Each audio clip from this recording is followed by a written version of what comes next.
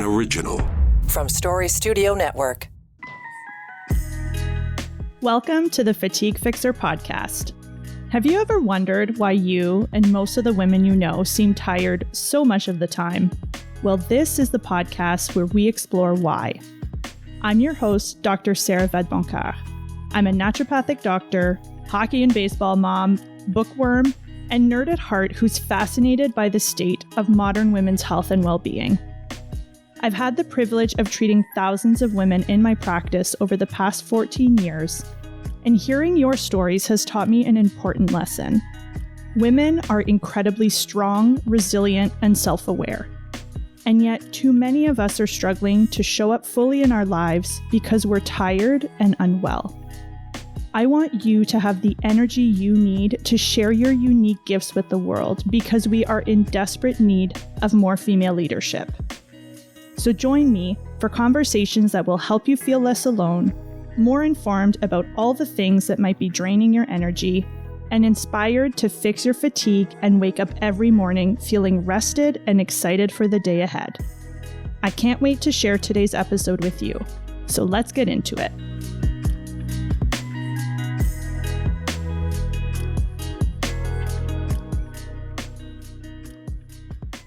If you've ever felt like no amount of sleep, coffee, or green smoothies can shake your exhaustion, especially the kind that makes even getting through the day feel like a marathon, this episode is for you. Because today we're talking about a very sneaky source of fatigue that most women have never heard of, autoimmune fatigue. And if you have no idea what that is, stay tuned, because here's what you need to know. Autoimmune diseases affect 5 to 8% of the population, and rates of it are increasing by up to 20% per year. And nearly 80% of people with autoimmune conditions are women. I would also add that many of those cases are not yet diagnosed. So that means that millions of us are walking around with immune systems that are basically overachieving to the point of self-sabotage. And yet so many women spend years feeling exhausted, foggy, and unwell before anyone even mentions the possibility of an autoimmune issue. Why? Because autoimmune diseases are sneaky. They don't always show up in an obvious way, and fatigue, one of the most common symptoms, often gets brushed off as just stress or getting older. But autoimmune fatigue isn't just about being tired. It's about feeling like your battery is drained before the day even starts. So today we're diving deep into autoimmune fatigue, what causes it, why it's so hard to get diagnosed, and most importantly, what you can actually do about it. If you've ever felt like doctors aren't taking your fatigue seriously, or if you're wondering whether an undiagnosed autoimmune condition could be behind your exhaustion, today's episode is for you. My guest today is Dr. Alison Danby. With over 18 years as a naturopathic doctor, her clinical focus is in thyroid, digestive health, and autoimmune conditions. Formerly a high school math teacher, I did not know this, Alison, and I love it. Alison's passion for education is evident. She travels extensively, speaking at events across North America, sharing her knowledge and experience on the integrative approach to autoimmune. In her free time, you'll find her traveling, gardening, trail walking with her dog Olive, or paddling on tranquil waters. I'm so excited to have Dr. Alison join us today and share her mission and her experience and helping us really understand what autoimmune disease is and how fatigue plays into it. So, Alison, welcome to the Fatigue Fixer. Thank you so much for having me, Sarah.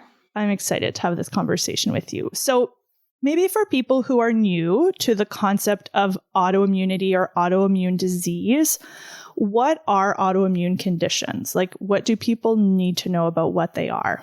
So autoimmune conditions are essentially when the body has been triggered, the immune system has been triggered to attack itself. And there's over 150 with many, many more that are just getting thrown into the autoimmune category. But essentially they're named kind of after where the area that's been attacked. So rheumatoid arthritis is joints. Hashimoto's is thyroid. Lupus, we're talking a little bit more systemic, but we've got it actually attacking the DNA, and it's contributing to kidney, and could be anything, skin, joints, a plethora of ones. But they're typically diagnosed based on where and what they're attacked and what antibodies are present with that. So yeah, but it's on the rise. It is definitely on the rise. We're seeing more and more people with autoimmune. The good news is we're getting diagnosed a lot earlier. So it used to be 7 to 10 years for the average diagnosis, and there's still some people that experience that. But overall, we're seeing it now about 4 years, and some people a little bit sooner, depending on how your condition's playing out and essentially how effective your primary care practitioners are. The way that I always kind of describe this in like as simply as I can is I'm like, your immune system is designed to attack invaders and outsiders, right? Viruses, bacteria, parasites, toxins. What happens with autoimmunity, like you said, is like there's a trigger and it turns on itself and it picks something in your body and it starts to attack that, which obviously causes lots of problems. So one of the things you just mentioned, which I alluded to in the intro, is that numbers are on the rise. Do we have any idea or like insights into what's causing the rise in autoimmune conditions? We don't actually have that idea. There's a lot of theories and we don't have concrete data on why. I think it depends on the autoimmune condition. Like I know for Hashimoto's, one of the theories is that since we started introducing iodine, we've actually seen a big increase in it because for Hashimoto's, iodine actually isn't a great one. Whereas thyroid health, that's completely different. So if it's hypothyroid. The other thing too, is we're seeing, I personally, what I see in clinical, I think it's the level of stress that we're having. So the busy factor, we have never had more stimulus ever in the history of human, with cell phones, with just access to everything and that busy factor. And also too, with some of the things that have happened over the course of the last, 10 years, like with world events and epidemics and all those different things, there's been a lot of stress that happens with it, a lot of things that are triggering inflammation. So I think we're seeing the rise because of that as well.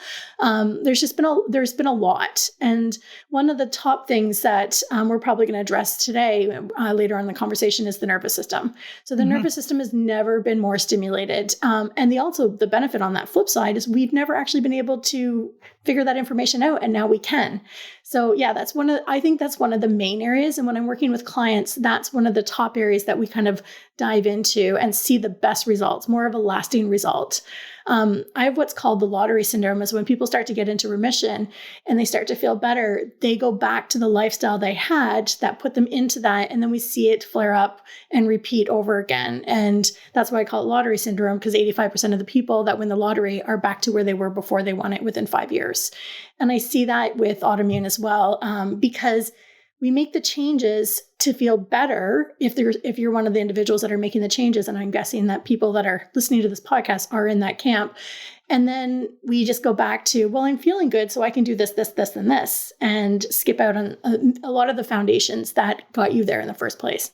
I think that brings up an important point for people to understand about autoimmune conditions, is that most of them are chronic conditions, correct? They're not something that you're going to get and then go on a gluten-free diet for 3 months and get rid of it. It's something you're likely going to be managing for the rest of your life. So, and we'll talk about this when we get to treatments, finding a sustainable approach is going to be very important. So going back to the triggers, and I've heard you say this elsewhere, that the number one trigger specifically for autoimmune fatigue is stress. So can you explain to us, what is stress doing to the immune system and why is that affecting our energy? So this is one of my favorite research studies done, and I actually have quite a few, but this one will kind of lead into the second one. So this is a two-part answer.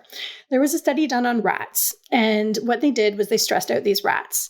And with these rats, they then tested, and you probably could have done this study on humans because there's more than enough humans that are stressed out. However, it's unethical. So they tested them and looked to see what changes happen in the gut when you increase the nervous system, the stimuli, and stress them out.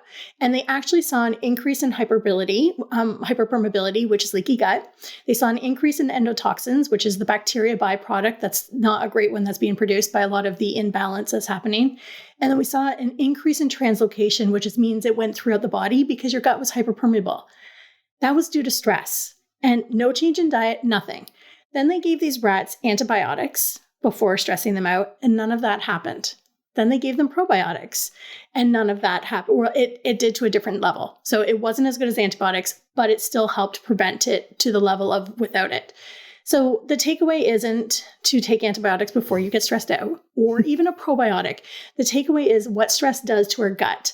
So it really almost enhances and amplifies that imbalance that might be there. And that's why a lot of people are searching for food as like, okay, well, is it this that I ate? Is it this that I ate? What about this? But I ate this yesterday, it was fine. But it's what when you start to compound it, like almost like a Jenga, when you start to throw more and more things on, it's going to topple. And that's what stress is. It's almost like that straw that broke the camel's back or the Jenga falling. So that's the one part about stress. The other part about stress is it just elevates the nervous system. So we start to see the nervous system elevate. One of the things that we've noticed with a lot of people in the research with autoimmune is a very, very large population that had advanced childhood events. And when we start to look at that, which is essentially trauma as a child, and it can be any capital T, little t, whatever you perceived as trauma. And it's funny because a lot of people are like, well, it wasn't as bad as so-and-so I know. It doesn't matter. If you've had an eventful trauma as a child or stressful childhood, what they're finding now is that, especially if autoimmune is in your genetic capacity in your family or part of your world, that it changes the way your stress response is as an adult. So you're more likely to view the world as stressful. You also have a higher incident of having the nervous system spike up really high. So you just go from 0 to 100 a lot quicker, but your cortisol, so the adrenals don't quite go up. You have a blunted response. So that's really important because that adrenals is what shuts off that nervous system response. And so for these individuals, it's, something that someone who didn't have trauma, let's say walking through the halls of the school, someone's walking through the halls of the school and someone who didn't have trauma is like, oh, look at that pretty pink shirt on her. Or, oh, I like that plant over there. Whereas someone who possibly had trauma is looking at it from a different lens of looking at it like, is this person going to punch me in the stomach? Why is this person looking at me at the corner of their eye? So your nervous system and your stress response are just hyper elevated. And then when you get to adulthood, you don't have that cortisol surge. And that's really, there's a lot of research that's documenting this, more from a psychiatric side as opposed to like a nutritional or any of those sides. Like it's more in the psychological medicine category. So a lot of doctors aren't seeing this information is why I'm saying that. We're seeing it more when we're talking it from mental health perspective as opposed to your endocrinologist or your rheumatologist. Now, I do think that is starting to break that barrier as we are seeing more doctors referring to that. I'm getting more referrals from medical doctors and specialists at this point, which is really, really great because there is so much more that we can do than just the medication alone. And medication is extremely important because there's nothing natural that equals the medication. So I have a lot of people that come in and be like, I want to do this naturally. There is nothing that you can take from a natural perspective that is the equivalent to methotrexate or hydrochloroquine or any of the medications to settle it down at the beginning. And then at that time, you can have a different conversation as you're working on things of like, where is that going to go? Yeah. I think what you just said is really important to double down on. Supplements and nutrition and what we do as naturopathic doctors is very powerful. And it's not the same as medications. Yeah. And I think of rheumatoid arthritis, which is some of those medications you just mentioned. If you don't take medications in those early months of being diagnosed with rheumatoid arthritis, you're going to have more joint damage and you're going to have to deal with that joint damage for the rest of your life. Yeah.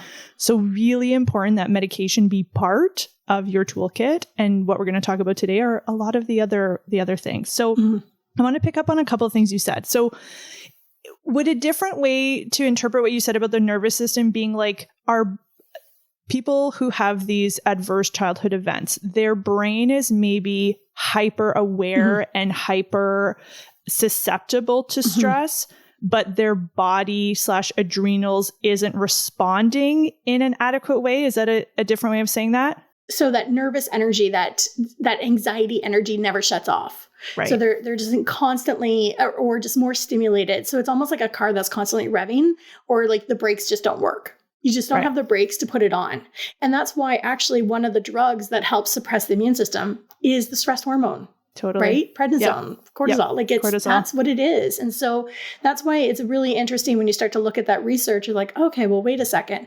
And the research actually goes on to say that a lot of these individuals will feel when they have autoimmune that their condition is getting a lot worse, but it doesn't correlate with the medical testing and all that kind of stuff. So it doesn't actually look like it is, but they feel like it is. And so then unfortunately, a lot of these individuals get gaslit because the doctor's like, well, it's not changing, you're fine. But they feel as though it's getting worse. And that has a lot to do with the nervous system being constantly upregulated. So can we talk a bit more about stress? Because one of the things that I'm always educating my patients on is this idea that when your body's under stress, it has to pick and choose what to prioritize. Yeah. Because when you're under stress, your brain essentially and your body is in survival mode and it's just trying to keep you alive. And one of the things that I always chat with my patients about, especially when there's gut issues going on, the way I phrase it is I'm like, if you're being chased by a bear and you stop to eat a snack or have a poop, you're going to die real quick. Absolutely. Right? Unless you share it with the bear, share the snack. That's right. That's right. So, if you're having gut issues, it's so important to understand that stress is such a huge part of that because your brain is sending energy where it's going to help you survive and your gut is not part of that. And is it also fair to say that big parts of your immune system are also not part of that? Your body and brain are not worried whether you're going to be able to survive a pandemic in 2 years. It's like, can I survive the next 5 minutes? Yeah. Well, and you're not sleeping, you're not eating properly. Right. Your body just never goes into recovery mode. And it's quite interesting because there's so some of the new emerging stuff, well, it's not necessarily that new, but they're diving into a bit more about fatigue. And they're saying that it's a cell level thing of mitochondria, which I think all of us have probably heard at this point. It's mitochondrial. Well, the key to having that, to reversing that, isn't a plethora of mitochondria supplements, it's rest. That is one of the biggest takeaways is rest and recovery. Now, here's the thing is if you're not recovering at night, your nervous system isn't coming down, which a lot of women, perimenopause, menopause, aren't sleeping well, then you're in that stress state 24/7 or 22 hours of the day kind of thing. You're not in a recovery mode. Yeah, absolutely. And the other thing too is we don't think the same when we have stress. Like, we're like, stop to feed the bear. You wouldn't think of that in a stress mode. You actually are very narrow focus of get the heck out of this. And so we lose our ability to think and it almost paralyzes us. And so a lot of the lifestyle choices, like to think about doing these becomes very difficult from a cognitive, like decision fatigue is one of the biggest things that I hear about with autoimmune people. We're just people that are stressed right in general is I can't even think about what to make for lunch. And so that then you're not necessarily grabbing something that's a good choice because of that. Yeah. So going back to the gut for a moment, and again, I think maybe people don't realize most of our immune system is in the gut. That's why the gut is so important with whether it's immune system of getting sick or immune system with autoimmunity. And I know one of the triggers that you also talk about are infections. Can we talk briefly? Are there common infections that people may have had that could increase their risk for autoimmunity? Yeah, so infections. So I have an interesting view on infections down viral because that was for me one of the biggest triggers was reactive Epstein-Barr. And so infections are opportunistic. So any infection can be a trigger because it's triggering anytime the immune system is triggered, an infection, a virus, anything along those lines. The inflammation is triggered as well. And so for some people, what it does is it just shows us that your body is in an opportunist state. So a lot of us are exposed to these viruses. Like they say, 98% of the population has reactive or Epstein-Barr. We've been exposed to it. But some of these viruses just don't leave. They just kind of wait there. We thought they were dormant, but they're not really dormant. And so they're just waiting for an opportunity to pounce. The same thing with an infection is like gut infection. H. pylori has been associated, which is a bacteria in the stomach, with many different autoimmune conditions. And that, because it's triggering the inflammation and the immune response, that actually then triggers to the entire body as well. So we do see that there's a really big correlation, but once again, they're opportunistic. And this is where I think it's different is because, the whole big thing about root cause and looking for the root cause is important if you can find it. The thing is, I have people that spend thousands and thousands and thousands of dollars searching for this root cause. But it's more looking at how do we prevent the opportunity from being there? which is proper sleep, proper nutrition. If from a gut perspective, most people have an imbalance in gut flora. Like I think in my 18 years come across maybe 5 people that have never taken antibiotics in their life. And even then I'm like, oh gosh, I don't know what to do with you because you've never had it. Your gut's probably pristine. So I actually started doing a lot more testing to see as opposed to guessing with gut tests because that has been a big game changer. If you can get the gut a little bit more in balance, but here's the thing is, the stress component, like we said at the beginning, is such an important thing for the gut. So you can do as much as the balancing and controlling diet. And I'd love to talk about diet later on, but diet is a big part of this. Not the way that a lot of people are probably thinking. But if we can do so much for those things, but if you haven't controlled the stress response, it's almost like you've taken 10 steps forward and possibly for some people 15 steps back, maybe 5 steps back. It's very individual, but that we just look at all these other things. And I think from the stress response, we've always been able to manage with that much stress until we can't. And then we're like, but mentally you can handle it very well. Physically, not so much, I think is the whole key takeaway. But yeah, there are many infections. And a lot of the time they're not necessarily pathogenic infections. So they're more of the commensal bacteria, which is our normal flora, just being out of balance. And when it's so far out of balance, then that's what can trigger the immune response. And for some people, depending on medication as well, you may not have an amplified immune response, but it's just creating a lot of inflammation. And so when we start treating that, you can make a world of difference in that. That's why I've started testing more. So once we know what it is, and we can look at the different herbs and medical, if we have to go that route, of how to control that and get it into check. For those who weren't sure earlier when she was talking about Epstein-Barr is also known as mono or mononucleosis. I definitely had that in high school, and that's something I ask all my patients about because I think a lot of us have had mono. Cold sores as well. Like any of the herpes viruses can be big triggers for a lot to people. Yeah. And would you put yeast in there? Like Candida? Does that seem to be a trigger? So it's an imbalance in flora, which can be... So one I find with Candida, it's more... and mold is an area that is very... mold is something that I experienced, which made me opportunistic when I was exposed to mold on a trip. So I actually have a mold allergy. So anytime kind of Candida, for some people, it can be immune response, it can be a toxicity response, any of those different things. But once you have an allergy, then that can be a big trigger for autoimmune, which, it gets a little complicated when talking about a lot of the infections. But the bottom line is we just don't want them to be opportunistic. You don't want to give them that opportunity to grow and flourish and to create that havoc. What I'm picturing as you're speaking is literally a house of cards. And that house of cards would be built on, if you're a woman, it's probably a more flimsy house of cards. If you have a genetic risk or family history, and then all it takes is like the wrong conditions outside, whether that's an opportunistic infection, a major stress, a hormonal change, which I want to get into in a moment. And that just like the wind comes and your house of cards falls apart. Because again, I think it's so important, and you're probably getting this as you're listening. There's no one thing that causes an autoimmune. Like, it's not that simple.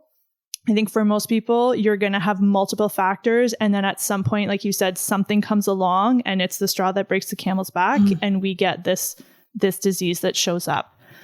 One of the risk factors, and I think this partly explains why 80% of people with autoimmune conditions are women, is the hormonal connection. Can we talk about how hormones influence autoimmunity? Yeah, so hormones actually are quite protective for most women.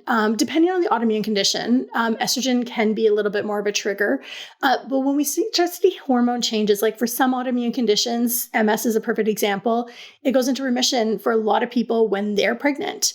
Prolactin, which is the breastfeeding hormone, is a huge trigger and flare for lupus patients and some other autoimmune conditions.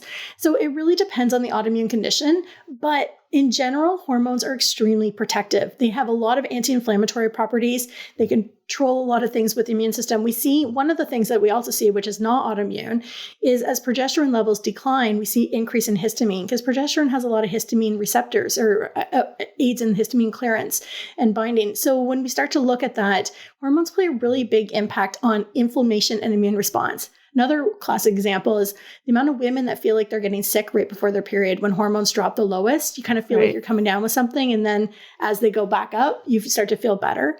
So the change in hormones, that flux, is usually when we start to see a lot of women possibly flaring or getting new diagnosis. That's when we see a lot of women with Hashimoto's is in their 30s and 40s getting diagnosis. Now, we also are testing a lot more. So whether that's just because we weren't testing before, but we do see that. And I also too think at that time period, there's a lot of things that are going on. Like hormones impact our sleep, they impact our stress levels. They change, like for so many women, you start to see, and I'm right in the midst of perimenopause, and it is a roller coaster, which I feel like I can't wait to get off that roller coaster at this point. But yeah, it does change a lot of things. You don't know how you're going to feel from week to week, and so that in itself can be stressful as well. Yeah. Can we talk about that? Because I think that is one of the things that can be so frustrating and confusing about autoimmunity. And you said this earlier, like, is it something I ate, but then I ate it the other day and it was fine. And some days I feel okay. And then other days I can't get out of bed. Why do symptoms come and go with autoimmune conditions? Well, because your hormones are different almost every day, because your stress levels are different every day. Based on how much sleep you got, your blood sugar levels fluctuate. Blood sugar is a huge trigger for autoimmune, creates a ton of inflammation and oxidative stress. So oxidative stress is essentially how quickly you're aging. So the browning of an apple, an avocado, and actually they're starting, some of the research that's come out in the last 5 years is saying that we need to start looking at oxidative stress as an early predictor, but also too as part of the byproduct and how treatment's going. So oxidative stress, when we increase that, I always think of it as a Pac-Man, and it goes and starts destroying tissue because it's triggering inflammation. So that in itself can be this big loop and circle that can create a ton of problems. That's why, like, there's a study that shows that eating a handful of blueberries for children with juvenile rheumatoid arthritis actually shows to be beneficial because they're really potent antioxidants. So simple little things like that. Now, we're not going to substitute blueberries for medication, but it's a nice thing to add in conjunction to help facilitate remission. So oxidation is a really big, powerful one. As we hit menopause, we start to see more oxidation happening. We start to see advanced aging. We start to see an increase in inflammation, cardiovascular disease, all of those different things. Change in metabolism is another one. We're starting to see muscle loss a little bit earlier. We're seeing it from age 30 on. So it's just so many variables that are happening day to day that your gut is influenced by your stress levels, by your hormones. You can't kind of piece it as like one thing. We have to look at it as a big puzzle. So that's why someone may be like, well, this one didn't trigger me before, but last week, oh my gosh, it was horrible. And also too, fatigue is like that for a lot of women. So when the first 2 weeks of your cycle, you typically feel a lot better. Estrogen is highest. As estrogen declines in the second last 2 weeks, your fatigue levels may increase. The brain fog may increase. And we know thyroid slows down at that point too. So there's a lot of things that are happening on a cycle for women that it really makes it difficult to pinpoint that one thing. But a lot of people are so hyper-focused on the food because it is the one thing they control and have a lot of control over. So it is difficult. And that's why when I was going through my own autoimmune condition, you can't see the forest amongst when you're in the trees. You need to have someone seeing that bigger picture because we get so hyper-focused, well, this is the cause or this is the cause. When you're in it, you can't see that big picture. And you're also emotionally invested too. And some people are like, well, that can't be the cause. I don't want that to be the cause. Please not that. Don't make that the answer.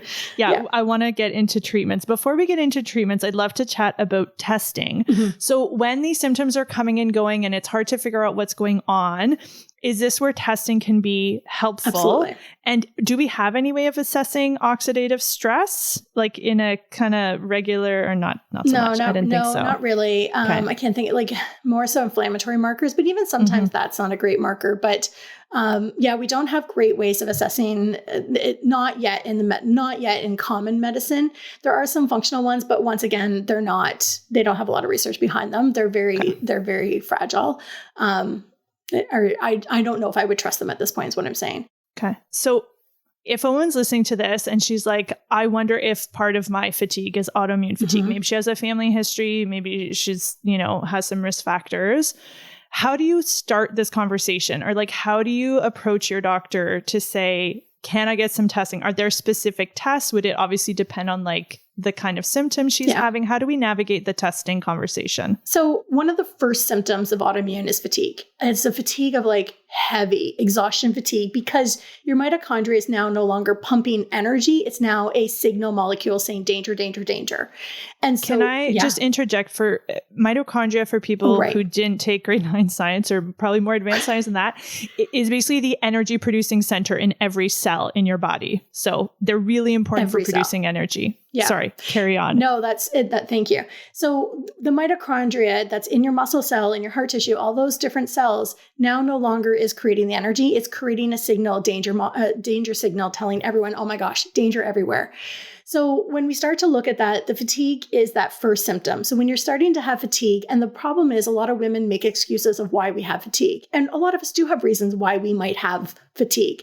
But when you start to have the fatigue, the other symptom that's one of the early ones is we start to see almost like a Raynaud's syndrome, where your hands, toes, possibly like nose sometimes, but more hands, toes, start to get really, really cold when no one else is cold, and or you're outside and you start to see color change. Those are the two usually early ones that we see when we start to see this this playing out. So if you're putting those two together and you do know you have autoimmune in the family, or you suspect because maybe they didn't get tested properly, then definitely start to look at, we want to get inflammatory markers. So C-reactive protein, erythrosedimentation rate are the two big ones. So CRP and ESR.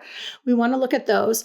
The doctor, especially if you have a family history, they could be running a full panel of antibodies. Looking at the one that they tend to look at first, that opens the door to everything, is the antinuclear antibody, or ANA. And that one is more looking for systemic. It's opening that door. If that becomes positive, now here's the thing, 20% of the population can be positive with never having an autoimmune condition in their entire life. So if it's positive, take a breath. And it just could be an early warning sign of like, we probably should get things under control.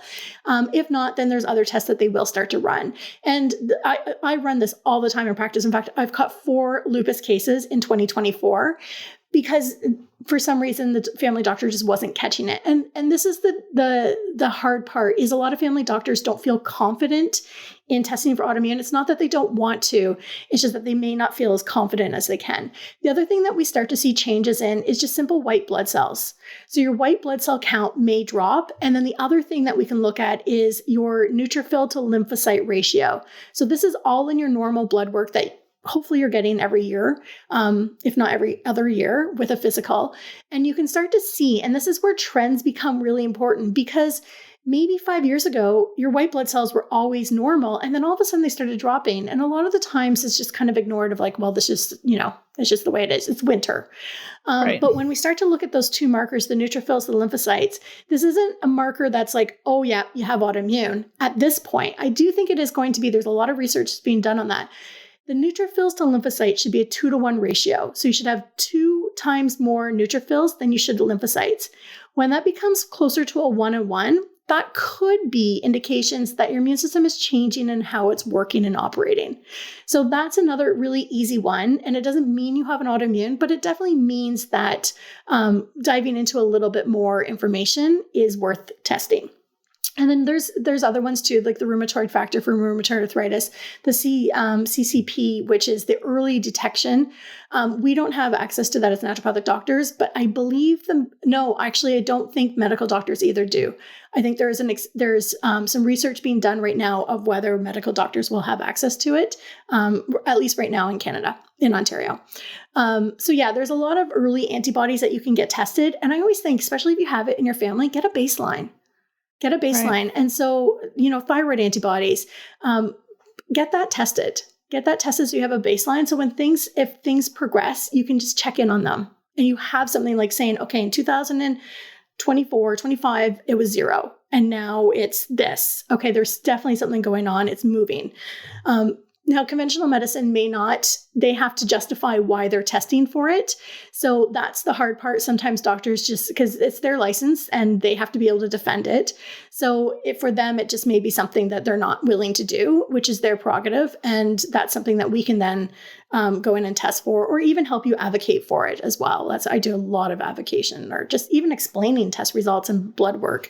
I've got a couple people that are like, I'm not interested in any other treatment. All I want to know is understand what is happening, which is their journey. Yeah. And on that note, I would say always, always, always request a copy, because I'm sure you see this too. Yes. The number of times where a patient is like, well, they didn't call, so I assume everything is normal. And then I request and I'm like, no, it is not. And there might not be like something glaring, but there's almost always clues. And I think where adding this advanced testing is, especially if you are tired and some of the more common things have been ruled out, like you're not iron deficient, you don't have a thyroid condition, you don't have diabetes. This might be the next level, right? This might be the next layer that you want to explore. And on that list, I would also add celiac, because that's something I also diagnose, sadly, for people on a pretty regular basis. That, and people always think celiac equals like explosive diarrhea. It doesn't always. No, so, gosh, some of them are just skin. Like the silent celiac, just exactly. Yeah. The one thing too, you mentioned the iron, and this happens often with, it's chronic anemia, chronic inflammation anemia, or chronic disease anemia, which is iron, the ferritin. So a lot of medical doctors are only going off ferritin. If it's elevated, that doesn't mean that your iron levels are good when you have an autoimmune condition. So really getting that panel of looking at the serum and saturation, because the ferritin could actually be an inflammatory marker. And I've seen this many times where it's the only thing that comes back. And it's in more clients. I don't necessarily see it too often in autoimmune. Well, often enough, but it's more the people that don't have an autoimmune diagnosis that are like, there's something going on. And then when they're put on the medication, you see that the ferritin dropping really nicely, and you're like, okay, so it was a marker. So definitely that. Dive into deeper on that one. I love that. Can we chat about some of the treatments? So I think one of the things that I always counsel/warn my patients about is, if I'm telling them you have Hashimoto's, or you have, mostly it's Hashimoto's or celiac, but with Hashimoto's, I'm like, when you go online, which you will, because everyone does it, you're going to find the most restrictive diets you've ever found in your whole life. And I personally advise that you ignore all of it, because you don't need to do that. So what are some of the biggest myths or misconceptions specifically around nutrition? And what are the things that people actually need to think about or focus on if they have an autoimmune condition and their food? Yeah. So we always default back to food, and you're right. You Google it, autoimmune paleo. And I took the training for that. I used to do a lot of it. I've stopped doing that purely because it actually creates more problems than it helps. The research on it. So when we start to look at Hashimoto's in particular, they did one study. It was 12 weeks. There was actually no change at all. And the conclusion was, if we did it longer, we would probably see a change. Well, you didn't do it longer, and we still saw no change during that time period. So no, that's not. So when we're starting to look at it, we want it to be a wholesome diet. So the research across the board for autoimmune, the gold standard is Mediterranean. The gold standard. If you are going on a restrictive diet, this is what I tell all my clients, that is giving us information on gut issues. So if you have to remove major food groups like all grains, that is telling us you have a gut problem, not a food problem. It's now feeding into a microbiome that is not healthy, and that is why. So when people are going on carnivore and keto and all that, that is a recipe for disaster. Because what we're seeing from an autoimmune gut health is there was a study that came out recently, in 2023, and it was the key that we think to autoimmune health for gut is short-chain fatty acids. Well, short-chain fatty acids are essentially what the microbiome, your bugs, poop. And that's how they communicate to the immune system, is through, that's what they tell the immune system, control inflammation, control the immune response. And what they found is that autoimmune across the board, almost every autoimmune condition they were looked at, and they found they had a very, very small diversity. So that's the problem, is they don't have enough of these short chain fatty acids. Well, if you're going on a restrictive diet, you've now just even narrowed that. And so you may feel good temporarily. And now I have a bunch of people in my practice right now that have been on carnivore for years. And now it's no longer helping with the autoimmune. They're flaring like crazy. They can't introduce foods back in because of their diet, and they flare every time they introduce foods back in. And so when we're starting to look at it, it's like, well, that's because the gut was never addressed.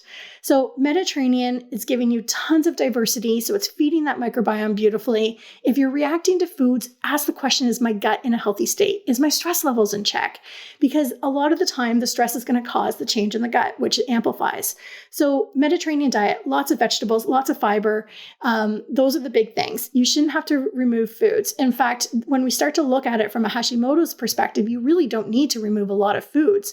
Hashimoto's saturated fats is a big one. And that's why when we're switching to these diets, we're seeing a spike in cholesterol and a spike in autoimmune antibodies because the intake of saturated fats is so much higher.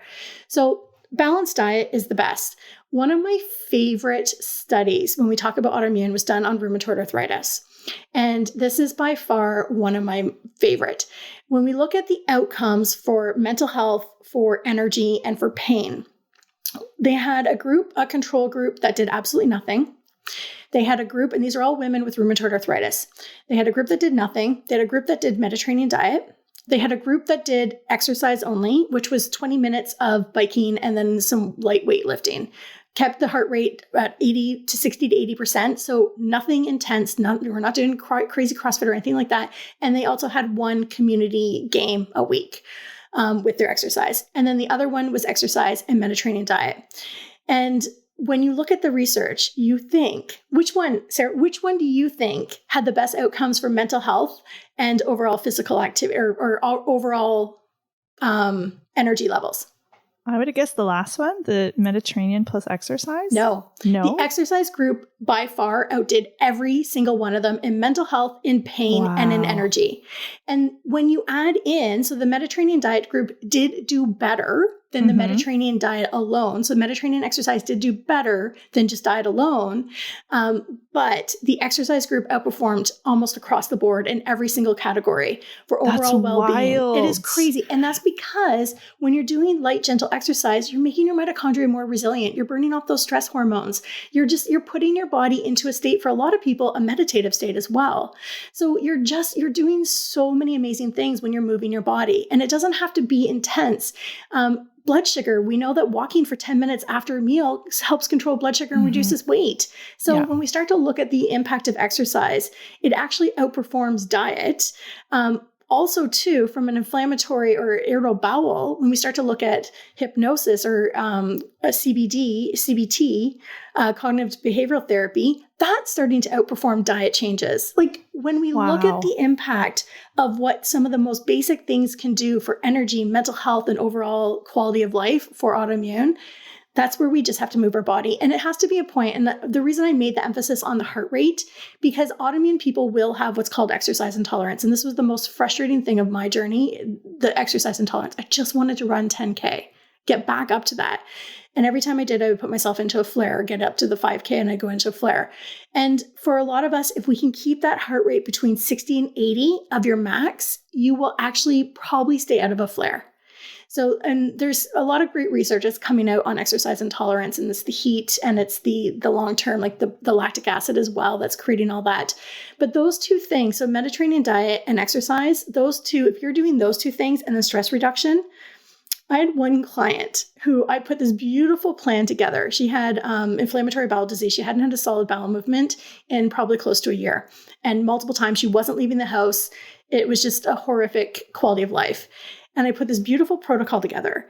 And the way her brain works, she's like, I'm only going to do one thing. She didn't tell me that at the time. So we checked in 3 months later. She's running with this protocol. And I said to her, you can check in at 4 points. And she bumped it out because she wanted to give it more time. And the only thing that she did was reduce her stress levels and monitor her stress with technology of when she was in that state. I believe that she used the Garmin, which there's Garmin, Whoop, there's Oura Ring, Apple Watch does it as well. There's tons of technology that measures your heart rate variability. That's the only thing she's done. And she's like, I've had solid bowel movements. And like that, I'm like, oh, well, what else did you do? That was it. That was it. I'm like, okay, well, that's amazing. So it's amazing when we start to look at just the simple little, and I say simple, but when you're kind of programmed to go, go, go, it's not so simple. It's the hardest thing for most of us. And that ties in, the last thing I'd love for us to talk about is the like mental emotional impact, because I think one of the things that can be so difficult if you are dealing with fatigue, and especially autoimmune fatigue, it's an invisible illness. Mm-hmm. People don't see that you're sick. You're often maybe not telling people that you're sick. And I think one of the hardest things for a lot of the women who listen to this podcast is that when you're not able to produce it the way that you were able to, or you're having a day or a week where you're in a flare and you feel like shit, there's so much guilt. There's so much shame. How do you like help women navigate that piece where the way they feel is impacting how much they can do, and it's bringing up like a lot of mental resistance, let's say? So one of the things is you have to grieve. You are grieving for the person that you like. You are going to have a change. You are going to have to make some lifestyle changes. You're grieving some of the loss that is happening. This is a real thing. I often recommend having a counselor on your team for this. But it doesn't mean that it is a life sentence.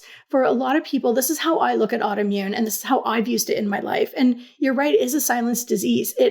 Every time I go into a flare, no one around me had any idea. And then when COVID hit and people were experiencing, that's exactly what my flare felt like for 2 weeks. And I said to my partner, I'm like, that's what I feel like when I go into a flare for 2 weeks. He's like, holy cow, like that was intense. I'm like, I know.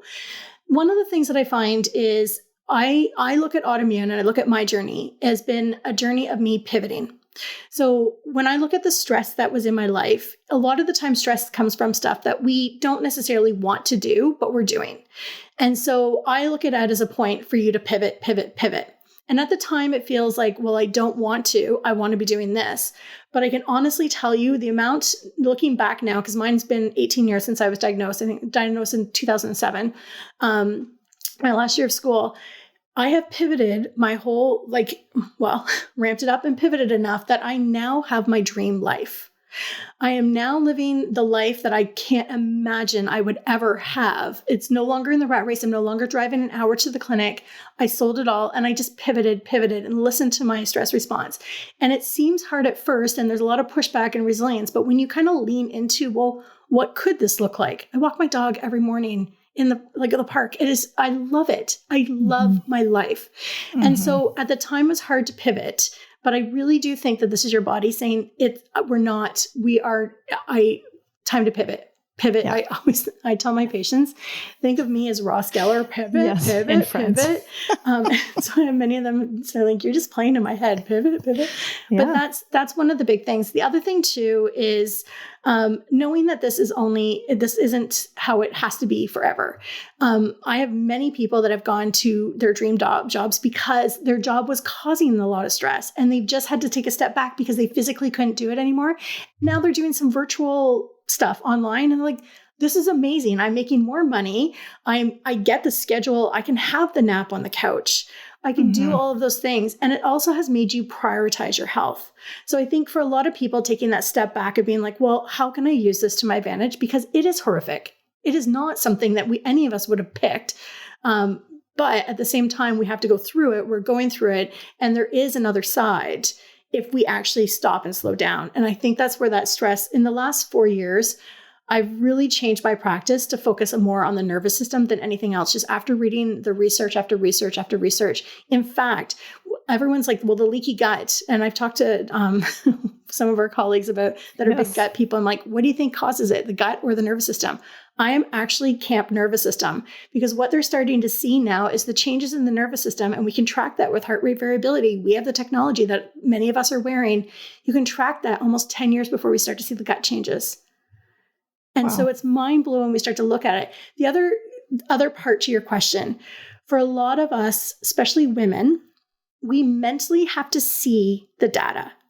So when I can start to look at my heart rate variability and it's in the 20s, and I know that when I go into a flare, that for me is danger, because I normally sit up here in the 40s. When it starts to drop down, and it does drop with cycle and all those other things. But for me, that's when I can start to see how much am I in my stress response? How much do I just need to take that step back? And so for a lot of women, if you feel empowered, You are now empowered. You have control over this. You may not like what it means because you have to ask for help, and we can't be those strong, independent women that we were, taught and raised Trained, to be. yeah.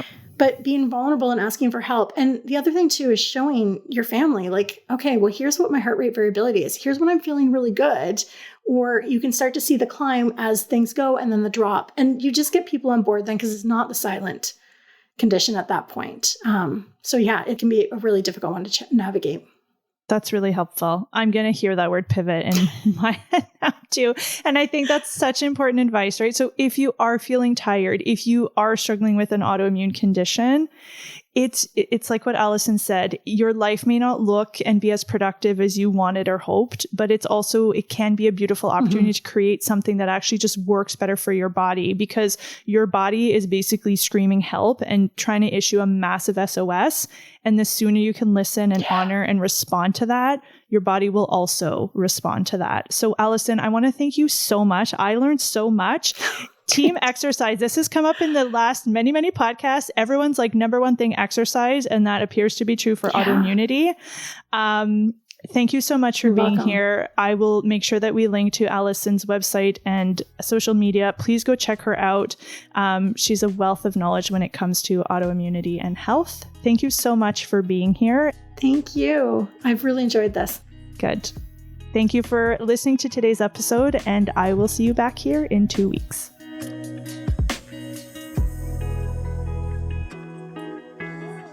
Thanks for spending your precious time with me today. If you enjoyed today's episode, I'd love it if you would send it to a woman in your life who needs to hear it. And there's no better way to help me reach more women who want to fix their fatigue than to take 2 minutes to leave a rating and review wherever you're listening to this. Ready to get more insight into what's making you tired?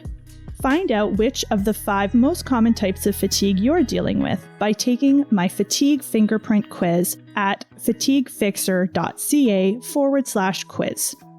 Are you dealing with frazzled fatigue, where your body's exhausted but your brain won't shut up, making it hard for you to fall asleep? Or maybe you're more of the drained fatigue type, where no matter how much sleep you get, you're never rested and struggle to get up in the morning. Just take my fatigue fingerprint quiz and your results will include a list of recommended labs you can ask your doctor for, as well as my top recommendations for which habits and practices are best for fixing your type of fatigue. Find the quiz at fatiguefixer.ca/quiz. Because being tired all the time isn't normal, and you deserve to have good energy. Last but not least, I want to thank Jen Hudson and Mike Trutler over at Story Studio Network for bringing these conversations to life. I'll see you right back here in 2 weeks. Bye!